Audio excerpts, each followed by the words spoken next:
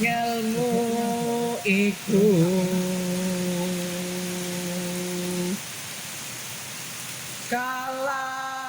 kalakone nganti laku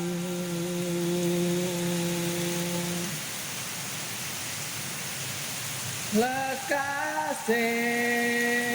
lawan kas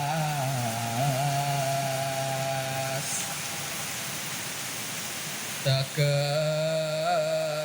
kas nyasor tani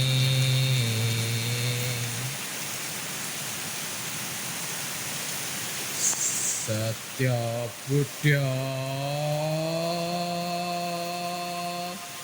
pangkese